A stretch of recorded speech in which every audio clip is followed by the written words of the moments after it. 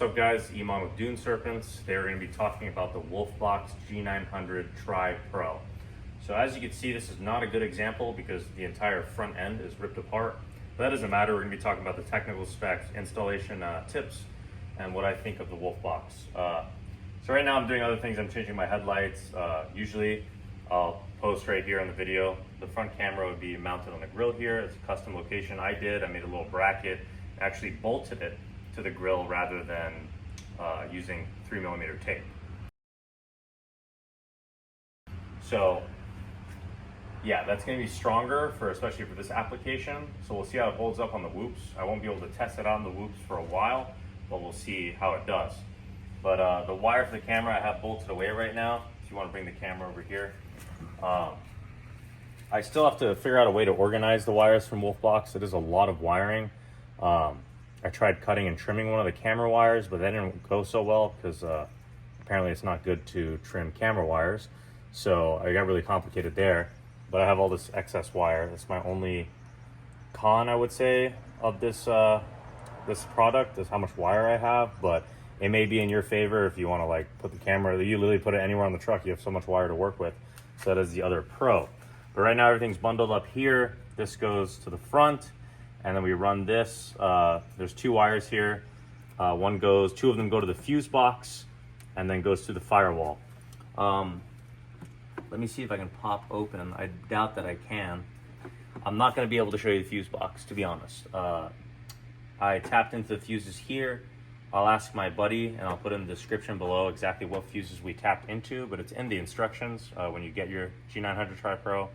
But the thing that was difficult was putting the fuse box back on because of the wires hanging out of the fuse box. So I had to really squeeze this thing in here. So I'm unfortunately gonna skip on that. But anyways, you have two wires in the front going through the firewall to connect. One's for the camera and one's for the power. It goes through the firewall here, and we're gonna go inside the truck now. Actually, let me show you the rear. All right, we're gonna take the cover off. Yep, this thing is an absolute project right now. Still drives. But yeah, putting fiberglass on the rear, so it doesn't look that much like a truck right now.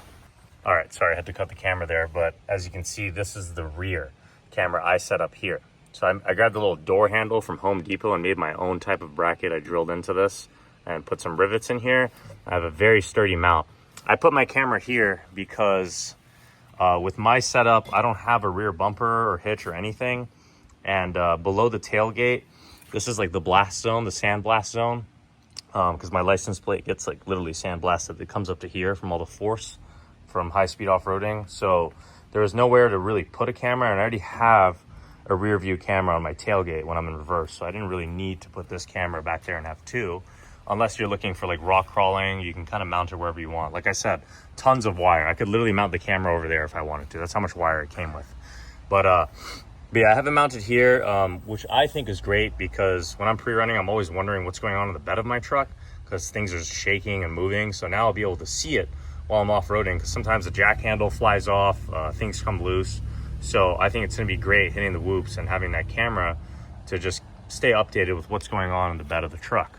Now, this is a Tripro, so there's 3 cameras. The other camera's on the actual rear view mirror facing forward. So let's go inside.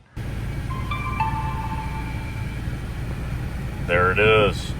All right, you see my hood's up right now. It's showing 2 cameras right now because the front bumper one on the grill is disconnected, but I'll put an example. You can usually see 3. But right now, since the grill is not connected, you can kind of get an idea of what it looks like with just 2 showing.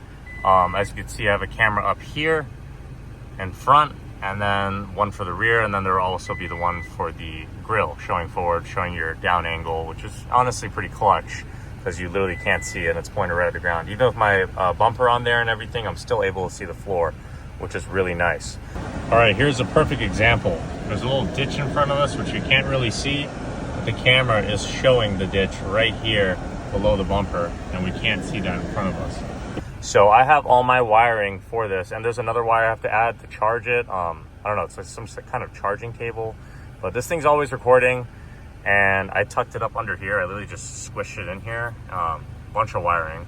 So it's squished in here and then into the A-pillar, and down. So it's flush, you can't see anything. Sorry, my feet in this video. So you are gonna have to take this apart all the way to get to the firewall, which is underneath the driver's seat. It's like right here, I think I feel it. To go under the firewall and go to the back to lead to the camera. So you're gonna have to do that. You're gonna have to pop this out. There's a screw behind here, then it just pops out. It's all just, you know, take your time, don't rush it. Use a tool, a trim removal tool, to pry it and make sure the tabs are good. These are all really easy to come out. To make the process easier, you should probably take this off too. This pops out because you have to feed the wires up through here, and it's gonna pop up when the A-pillar is off. It's gonna come here. You're gonna have to like fish it, maybe put it on a string and like pull it up. That's how I did it. And I pulled it up and then I grabbed it and ran it all the way to here. So that's where we are. Now for the firewall below, let me take you under the truck. You can see I just taped it temporarily, but it came from here and I have it zip tied and it runs along the chassis all the way to the back.